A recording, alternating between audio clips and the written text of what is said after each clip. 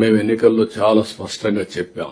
రాష్ట్రాన్ని పునర్నిర్మాణం చేస్తామని, మళ్లీ అన్ని వ్యవస్థల్ని ఘాటుని పెడతామని చెప్పాం. అందులో కూడా సమాజంలో మనం గుర్తుపెట్టుకోవాల్సింది వెల్ఫేర్, డెవలప్మెంట్, గుడ్ గవర్నెన్స్, ఈ మూటికి ప్రాధాన్యత ఇస్తున్నాం. ఈ రోజు బ్రాడ్ గా మీరు ఒకసారి చూస్తే మిగిలిన విషయాల్ని మనం మాట్లాడుకుంటాం. సూపర్ 6 పథకాలు. I'm very happy. తల్లికి వందనం 10,090 కోట్ల రూపాయలు చెల్లించాం.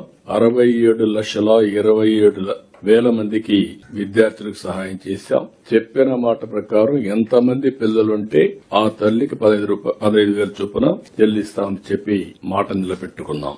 రెండోది స్త్రీ శక్తి, ఉచిత ప్రయాణం. దీనివల్ల ఈ రోజు ఉమెన్ లో మొబిలిటీ పెరిగింది. రెండోది వాళ్ళలో ఒక సెల్ఫ్ కాన్ఫిడెన్స్ వచ్చింది.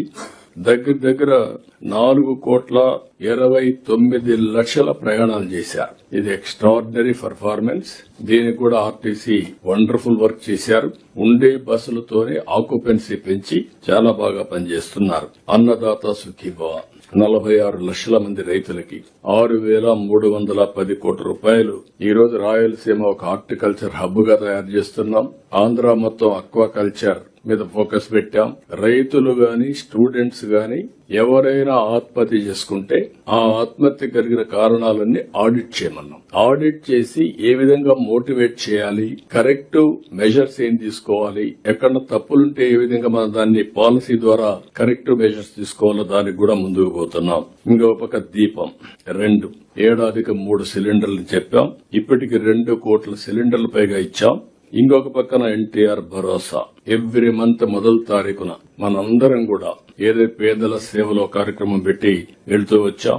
58,654 కోట్ల రూపాయలు పెన్షన్లు ఇప్పటి వరకు ఇచ్చాం. దేశంలో ఎక్కడా లేని విధంగా పేదవాడికి అండగా ఉన్నాం. 4,000, 6,000, 10,000, 15,000.